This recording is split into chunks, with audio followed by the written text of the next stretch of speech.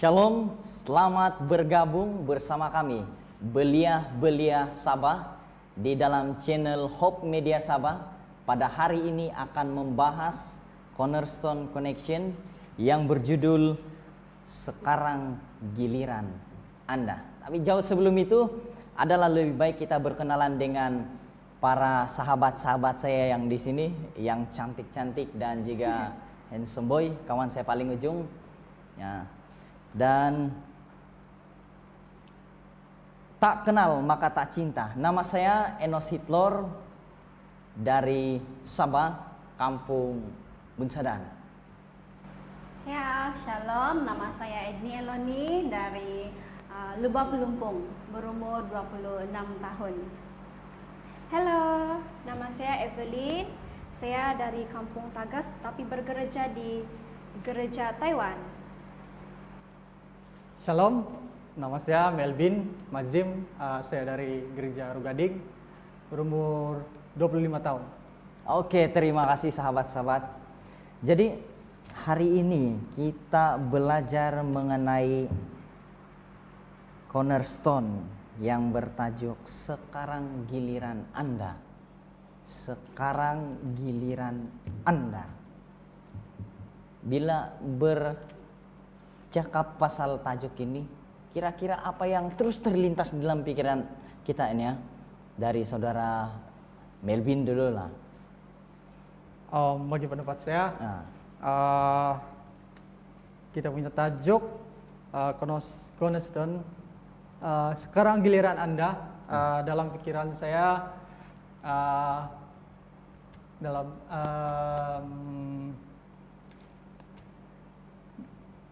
apa? Sekarang giliran Anda. Apa? sekarang giliran Anda. Kalau bagi pendapat saya, selalu kita menunggu giliran. Kadang-kadang di Asrama kan? asrama menunggu makan, Tunggu kadang-kadang makan. kadang-kadang di bank, Betul. kadang-kadang Panjang lagi barisan. ya kadang-kadang menunggu giliran pembentangan. Iya. Itulah bagi pendapat saya lah. Tapi sebelum Kita punya tajuk. Oke. Sebelum kita punya giliran itu rasa macam dugdag kan? Apalagi kalau kita sedang pembentangan di sekolah kah? Macam mana, Evelyn? Betul. Saya rasa semua pun ada experience perasaan yang sama juga, di mana kalau kita berbaris ataupun waktu kita punya turn sudah kan, kita akan ada rasa itu nervous, sejuk kaki lah, tangan pun rasa sejuk lah. Kan macam mana, Edni? Oke, saya setuju juga dengan orang dua. Memang kalau dalam kehidupan kita ini selalu kadang-kadang memang tunggu giliran. Kau belakang lah saya dulu kan begitu. So bila bercakap mengenai sekarang giliran Anda, sebelum sampai giliran saya itu kan perasaan dia berdebar. Apa saya perlu buat? Apa yang harus saya lakukan supaya apabila tiba giliran saya boleh excel. So, once sampai giliran kau, itulah masanya yang kau grab supaya I have to excel this one. Saya mesti shine di sini. So, itulah macam berdebar menunggu giliran. Once sampai giliran kau, inilah masa saya. Inilah masanya, inilah giliran saya gitu kan.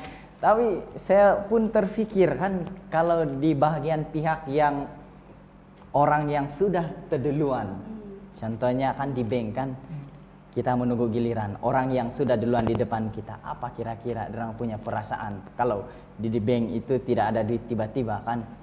Mungkin kalau kita punya giliran sudah, kita pun berdebar, kan tidak duit begitu kan? Kita pikir, apalagi kalau contohnya di dalam kelas juga begitu juga. Kalau dalam pembentangan, pasti yang orang yang sudah terduluan lebih duluan experience kan, lebih berpengalaman daripada kita karena kita belum melaluinya. Apapun itu, sebelum kita lanjut, sekarang giliran Anda adalah lebih baik kita berdoa dahulu supaya kita undang Roh Kudus bersama-sama kita untuk membahas hal ini. Mungkin saudara Melvin. Oke, mari kita berdoa. Ya Allah Bapa kami yang bertakhta dalam kerajaan surga, terima kasih karena Engkau memberikan masa yang terbaik kepada kami. dan pada hari ini kami dapat berkumpul untuk membincangkan sekolah sahabat belia. Biarlah Engkau membuka hati dan pikiran kami agar kami dapat menyampaikan pelajaran sekolah sahabat belia dengan baik. Bapak, biarlah Engkau terus memberkati kami, memberikan Roh Kudus-Mu untuk menuntun kami untuk mempelajari sekolah sahabat belia pada hari ini. Terima kasih Tuhan karena Engkau sudah mendengar dan menjawab doa ini. Saya serahkan doa ini hanya tangan-Mu Yesus Kristus yang menjadi Tuhan dan Juru Selamat kami. Amin. Amin. Terima kasih Saudara Melvin. Sekarang giliran Anda. Hari ini kita akan berfokus tentang Yohanes. Masih cerita tentang Yohanes. Yohanes Pembaptis, kesaksian dia tentang Yesus Kristus. Saya bacakan ayat kunci, Yohanes 3 ayat 29-30. Yang empunya mempelai perempuan ialah mempelai laki-laki, tetapi sahabat mempelai laki-laki yang berdiri dekat dia dan yang mendengarkannya sangat bersukacita mendengar suara mempelai laki-laki itu.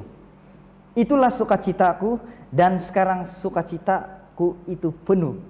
Ia harus semakin besar, tetapi aku harus semakin kecil. Inilah yang dikatakan oleh Yohanes Pembaptis, kesaksian dia tentang Yesus. Tambah lagi flashlight kita hari ini, Yohanes di dalam sifatnya memiliki berbagai kesalahan dan kelemahan yang biasa pada manusia, sama seperti saya dan kita semua.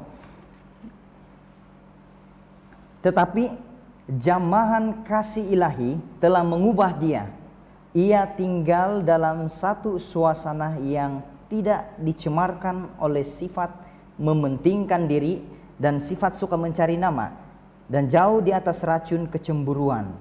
Ia tidak menyatakan simpati terhadap perasaan tidak puas hati di pihak murid-muridnya itu, melainkan menunjukkan betapa jelas ia mengerti hubungannya dengan Mesias dan betapa senang hatinya menyambut dia yang baginya ia telah menyediakan jalan.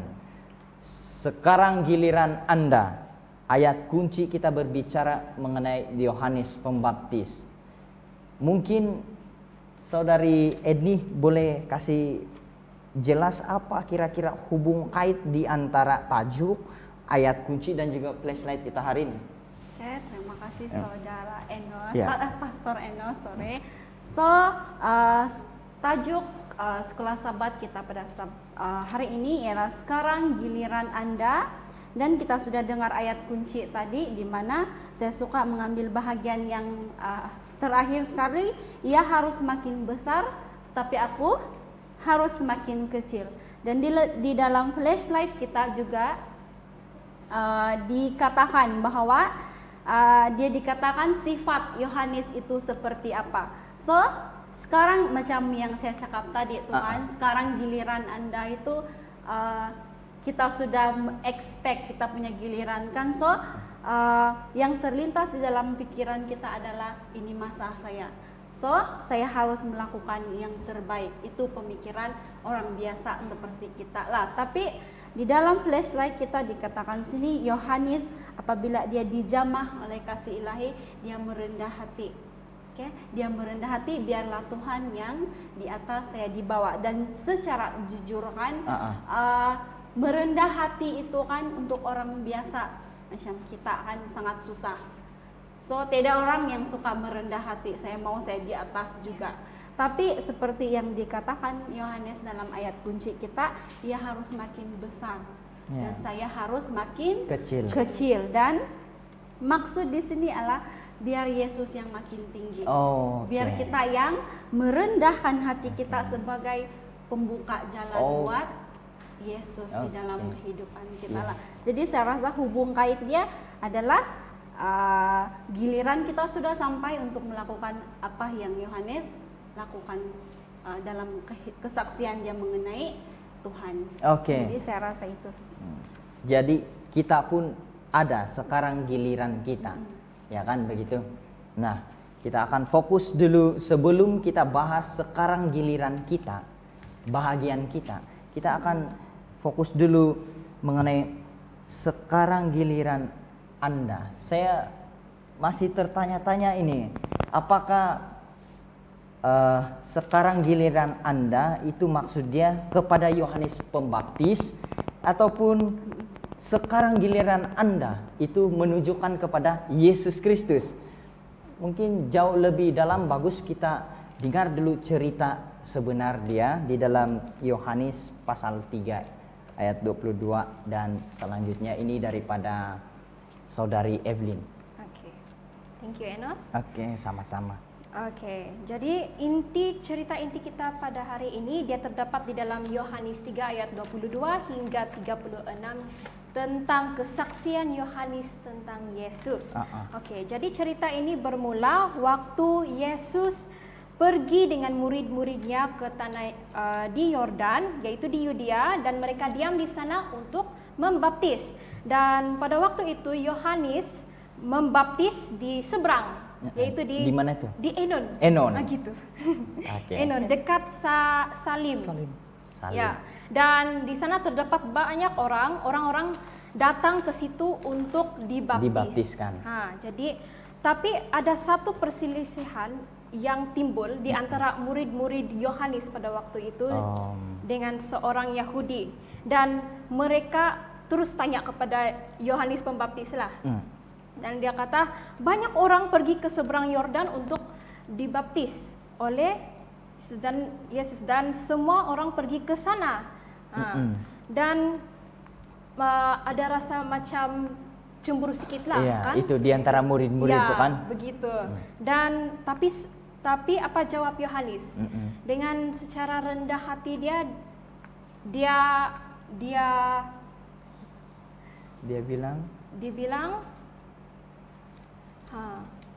dibilang tidak ada seorang pun yang dapat mengambil sesuatu bagi dirinya kalau tidak dikurniakan kepadanya dari syurga.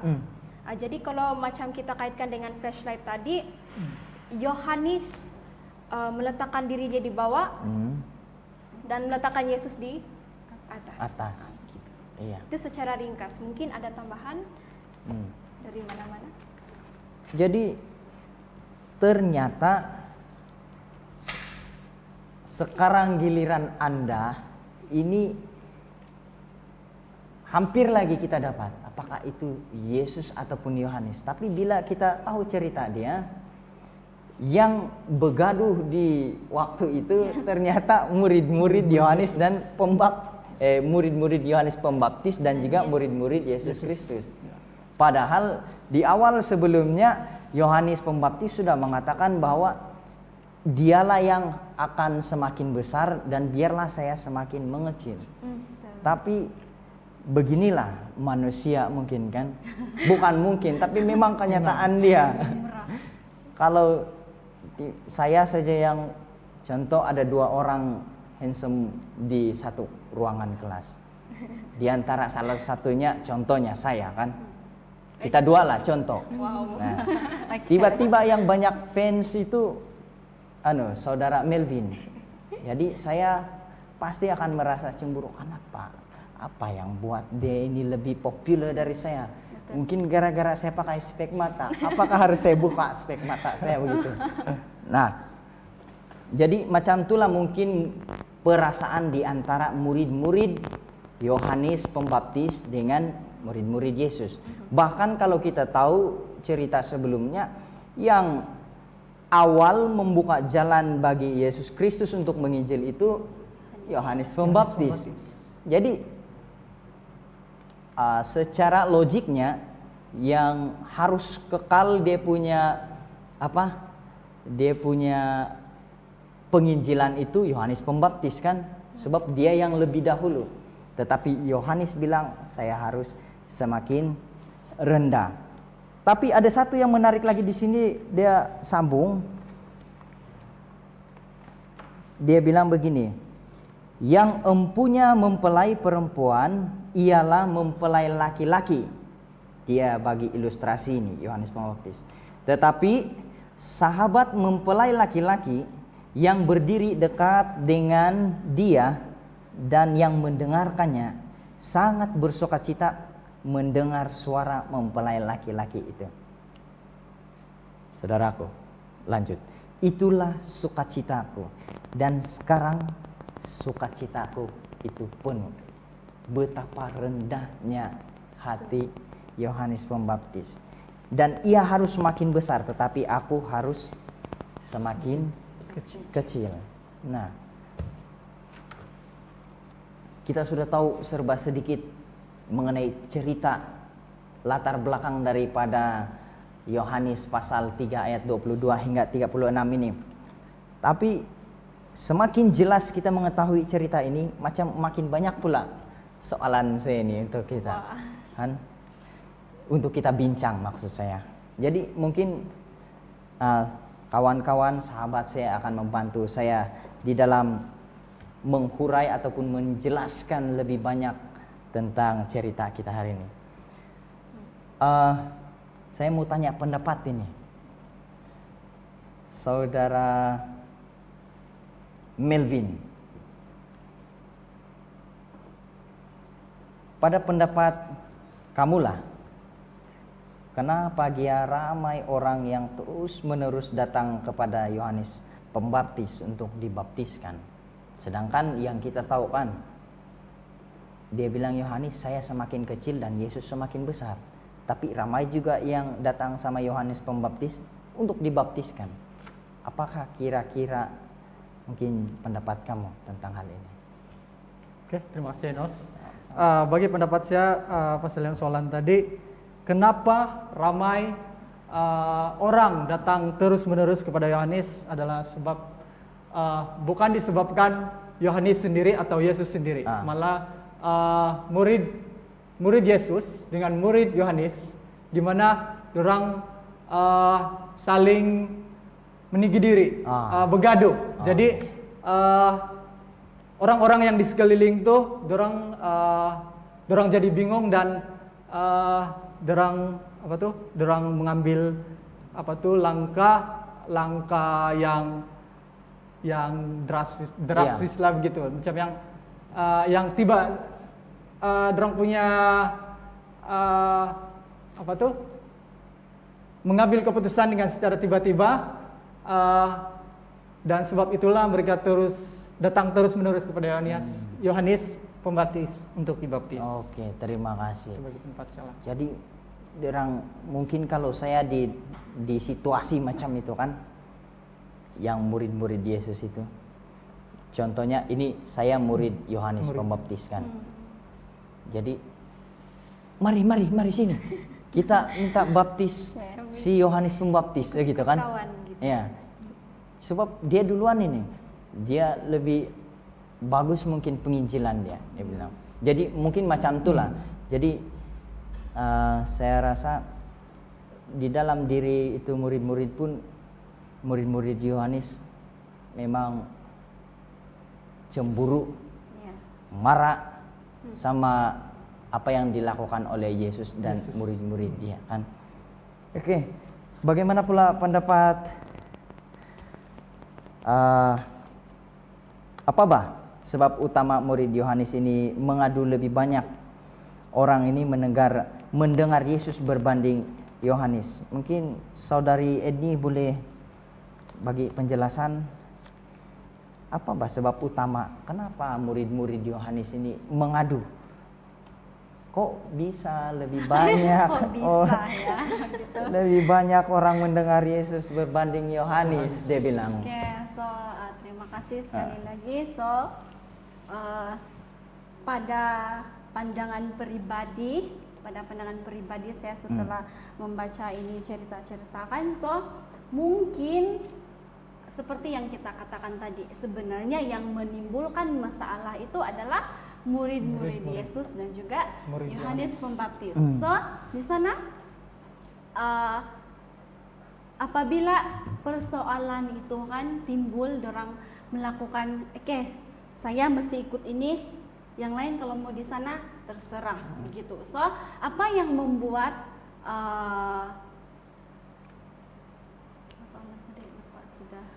sebab utama murid Yohanes mengadu, apa sebabnya? Apa yang membuat murid-murid Ya. Yohanes mengadu domba ataupun dalam bahasa kita membatu api kan. So lumrah ini manusia lebih itu bagus suka nih. membatu api kan. So Batu apa api. yang menyebabkan mereka melakukan itu? Salah satu yang saya nampak di sini adalah mereka tidak mau orang yang mereka kenal terlebih dahulu itu direndahkan oleh orang yang baru. So di sana macam yang kita tahu Yohanes dulu terlebih dahulu kan yang melakukan pembaptisan di situ. So apabila ada orang baru, mereka tidak mau orang yang mereka kenal terlebih dahulu itu direndahkan oleh pendatang baru. So di sana mereka sepertinya ingin menimbulkan supaya ingin mempengaruhi Yohanes juga supaya berpikiran seperti mereka. Oke, saya mulai dapat. Ya, saya mau coba lah kita guna si Yohanes ini, mana tahu pemikiran dia sama seperti kita. So kita pergi berjumpa dengan dia. Jadi di dalam cerita tadi ada pertanyaan yang ditanyakan di sini, dan disitulah Yohanes menjawab, tidak apalah, biar saya yang merendah buat Tuhan sebab saya menganggap diri saya ini sebagai pembuka jalan untuk Tuhan. Jadi, jadi dalam pandangan pribadi itu secara itulah mereka ingin mempengaruhi lah pemikiran Yohanes supaya jadi seperti mereka yang sikapnya meninggi diri, suka mau ada nama begitu. So tapi memang lumrah manusia begitu, tidak lari daripada itu kan. So ya. Terima kasih Saudari Edni. Nah, kalau kita telusuri cerita dia, apa sebenarnya message yang Yohanes mau sampaikan bila dia cakap, ada kan ilustrasi dia tentang mempelai laki-laki, mempelai perempuan. Apa sebenarnya yang dia mau kasih sentuh itu? Mungkin Saudari Evelyn? Bagi pandangan saya, apa yang kita boleh belajar dari Yohanes Pembaptis tentang ayat itu, dari perwatakan Yohanes sendiri, dia menunjukkan dia rendah hati. Oke, jadi itu mengajarkan kepada kita bahwa kita tidak perlu terlalu fokus untuk diri kita sendiri, dan tidak perlu stay iri hati dengan tentang pencapaian orang lain. Macam Yohanes, dia choose untuk rendah hati berbanding untuk meninggikan diri. Betul. Oke, terima kasih. Jadi di antara sepanjang kita bahas tadi, saya mendapat satu kata kunci yang balik-balik kena sebut. Rendah hati. Bukan rendah diri ya. Rendah hati. Jadi berbicara mengenai rendah hati, kalau kita tengok kita punya aplikasi ataupun dalam kehidupan kita sekarang lah. Di dalam kehidupan kita sekarang, kita ini melewati setiap saat, setiap hari, melewati sikap rendah hati ini. Jadi ada yang perlu kita bincang lagi. Ini saya mau minta pendapat daripada Saudari Evelyn dulu lah. Di antara ibu bapak, adik beradik kita, sahabat-sahabat kita sekarang, ataupun guru-guru di sekolah, atau pegawai kerajaan yang siapa-siapa saja kita jumpa, bahkan orang-orang yang di kedai, di mana-mana saja kita jumpa, di antara mereka semua yang saya sebutkan tadi, manakah yang paling sering kali menunjukkan kerendahan hati bila kamu jumpa orang itu? Bagi pandangan saya, antara semua disebutkan tadi kan, bagi saya ibu bapak. Sebab mereka lah close dengan saya dan saya kenal mereka. Dan mereka di sekeliling kami sejadi beradik. Jadi salah satu contoh yang saya boleh ambil di sana, contohnya Dedi Sia lah. Dedi Sia, walaupun dia sibuk semua ini itu, dan bisnis pun goes on begitu, Yeah. tapi dia tidak pernah untuk lepas untuk menolong orang lain yang perlu bantuan. Contohnya dari segi keuangan, dari segi pakaian, dan di sana macam kami di rumah kan, di sana ada saya akan cakap, oh mana sudah kain-kain kamu yang kamu tidak guna, itu kamu kumpul, kita mau bagi sama orang lain. Iya, bukan untuk menunjuk-nunjuk, tapi untuk menolong orang yang memerlukan. Oke, terima kasih saudari Evelyn. Di rumah pun, kalau saya di rumah pun begitu juga, ibu bapak lah, kan? Oke. Saya pun pasti saudara Melvin sama Edni pun ibu bapak juga kita pilih ini kan, atau ada lain lagi? Mungkin ada tambahan sih. Oke. Ibu bapak ya nomor 1 lah kan untuk kita, sebab dari kecil sampai besar diorang kita punya role model. Iya, kan? betul. So sudah semestinya seorang ibu bapak itu ada kerendahan hati untuk anak-anak dia. So selain itu bagi saya guru sekolah mungkin kan, Oke. guru sekolah. So Boleh jadi. Kenapa yes. guru sekolah? Guru sekolah ini pada pandangan saya kan, Ya. dorang bukan sahaja mengajar, bukan sahaja teaching students kan, tapi di sana mereka diamanahkan untuk menjaga dan mendidik anak orang lain. Ya. Oke, mendidik anak orang lain. Jadi apabila sikap rendah hati itu tidak ada di dalam diri kan seorang guru kan, jadi susah untuk dia membentuk ataupun shaping itu seorang manusia kan. So jadi perlu ada kerendahan hati, sebab murid-murid ini ataupun anak-anak mempunyai pelbagai ragam. Iya, Jadi betul. apabila rendah hati itu ada di dalam diri, senang untuk kita mau teruskan ataupun continue ataupun go on with our tugas lah untuk Oke. mendidik anak-anak. Jadi saya rasa itulah. Terima kasih. Wah, makin hangat kita punya pembahasan nih mengenai kerendahan hati. Nah, kita masuk lagi, minta pendapat lagi, sebab kita banyak sahabat-sahabat sini. Boleh. Jadi kita masih minta pendapat. Soalan kedua, macam ujian di sekolah pula. Berdebat. Ini ditujukan sama saudara kita Melvin lah. Pernahkah kita marah atau cemburu terhadap kawan kita bila dia lebih populer daripada kita? Dan apa yang harus kita lakukan supaya kita senantiasa menunjukkan sikap kerendahan hati sama orang ramai? Oke, terima kasih Enus. Mungkin ada cerita sedikit. Oke, bagi pendapat saya semua kita mempunyai pengalaman yang sama. Oke. Kadang-kadang ada yang paling dekat keluarga kita lah. Kalau di sekolah guru-guru, kalau di tempat kerja kita punya rekan sekerja. Jadi saya ambil contoh dalam keluarga lah. Dalam keluarga saya sendiri, saya coba ceritakan pengalaman saya masa kecil. Kami ada 10 adik-beradik, 5 laki 5 perempuan. Jadi abang saya ada 4 kakak, lepas itu saya, lepas itu adik saya semua perempuan. Jadi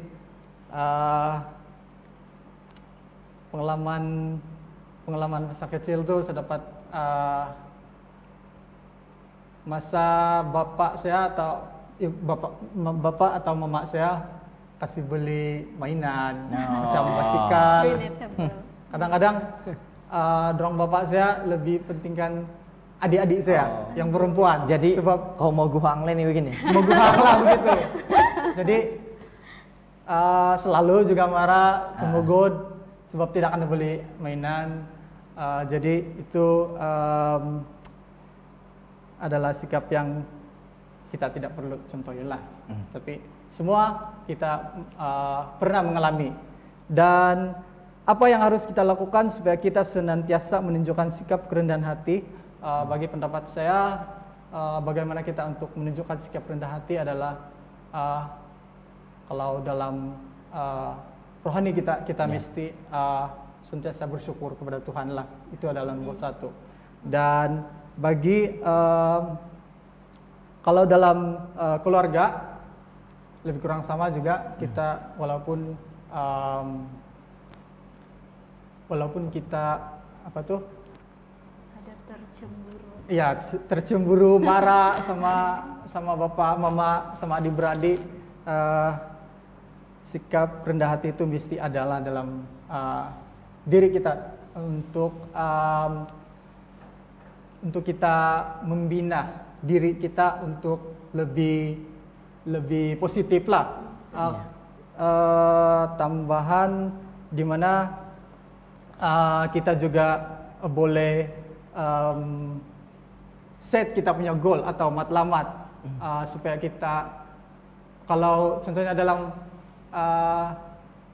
saya ambil contoh lagi dalam sekolah, boleh. kalau kita punya kawan dia dapat markah tinggi, kita cukup makan. Cukup makan. Ya, cukup makan. Jadi kita punya perasaan tuh ada juga lah macam marah, cemburu. Jadi cara kita untuk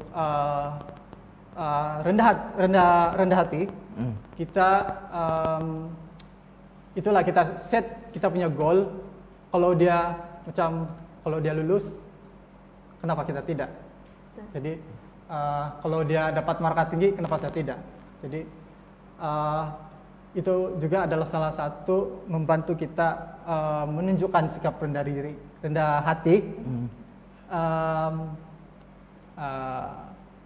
Ya. Oke, terima kasih atas dua pengalaman yang sudah diberikan, dan kita pasti bahwa ini sudah merangkumi aplikasi daripada kehidupan kita sehari-hari. Terima kasih Saudara Melvin. Baiklah, kita sudah bahas tajuk sekarang giliran Anda. Dan ternyata sekarang giliran Anda itu ditujukan kepada Yesus Kristus. Yesus Kristus punya giliran untuk menginjil, dan Yohanes harus semakin rendah. Dan kita fokus terhadap kerendahan hati yang dimiliki oleh si Yohanes Pembaptis. Dan kita mau ada aplikasi buat kehidupan kita supaya kita bawa pulang dan kita aplikasikan dalam hidup kita sehari-hari. Mungkin masing-masing kita boleh bagi aplikasi, satu aplikasi. Kita mulai dari Saudari Edni lah. Oke, terima kasih sekali lagi. Banyak sebenarnya pengajaran ataupun lessons yang kita dapat daripada cerita kita hari ini. Iya. Jadi bagi saya, satu aplikasi yang harus saya pegang adalah, ataupun yang boleh saya gunakan dalam kehidupan adalah perkataan Yohanes itu sendiri. Aku harus semakin kecil. So, bagi saya, aku harus semakin kecil itu perkara yang sangat susah.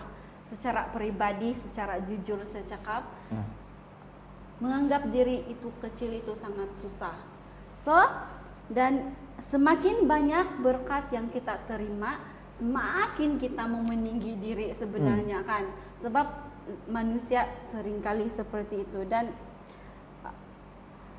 apa yang seharusnya kita lakukan adalah semakin berkat yang kita terima, sepatutnya kita semakin turun. Iya. Kita beri peluang kepada orang lain untuk bersinar juga. Jangan kita saja yang mau di depan, jangan kita saja yang mau kenal. So, apa yang penting di sini adalah be humble. Oke. Be humble. Terima kasih. Sejarah untuk saya. Terima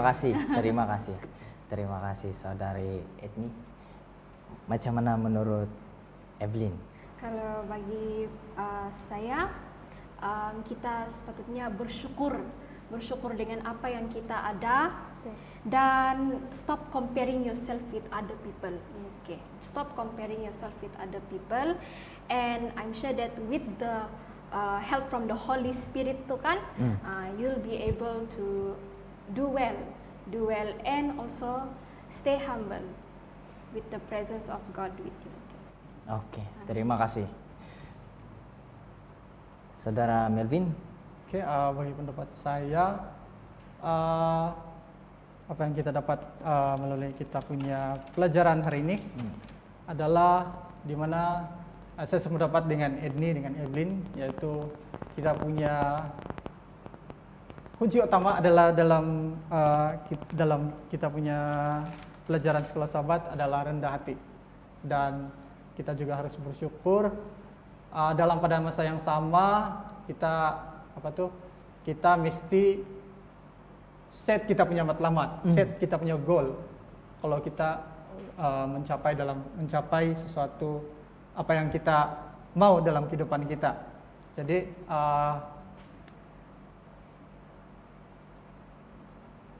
saya juga menambah di mana kita harus selalu mendekatkan diri kita dengan Tuhan. Iya.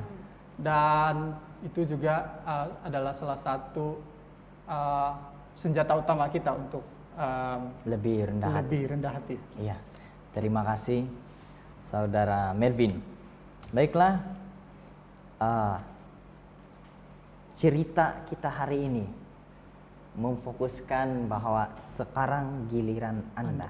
Di dalam cerita ini, pada waktu itu adalah giliran Yesus untuk bersinar. Dan Yohanes semakin kecil, dan kita ambil bahwa Yohanes itu rendah hati.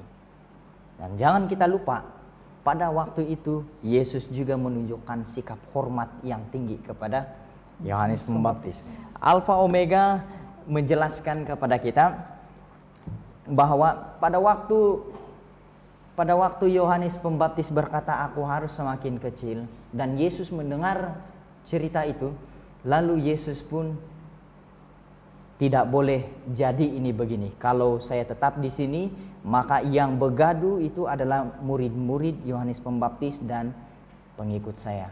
Jadi saya harus pergi ke Galilea. Dan pada waktu itu Yesus berpindah ke Galilea. Nah, saudara-saudari yang dikasih dalam Tuhan, kita mau tarik beberapa pelajaran. Terima kasih aplikasi kehidupan daripada 3 orang sahabat saya.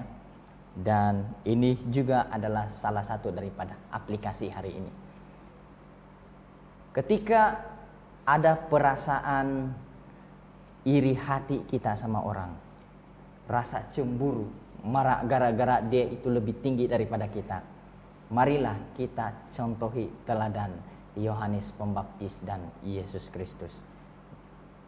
Inilah contoh yang paling terbaik dalam kehidupan kita pada saat kita mengalami situasi-situasi seperti ini. Kedua yang tidak kalah pentingnya adalah di mana saya teringat satu pepatah bilang, pepatah ke apa? Tapi dia bilang macam ini. Kalau jadilah kita sama seperti padi. Semakin dia matang, semakin dia menunduk. Jadi apa artinya? Kalau kita semakin tinggi pengetahuan, sekarang kita berbicara mengenai sekarang giliran kita. Kalau kita semakin tinggi pengetahuan, jadilah kita seperti ilustrasi padi yang makin menunduk. Kita bukan semakin besar begitu kan, tapi jadilah semakin hormat ataupun semakin rendah hati.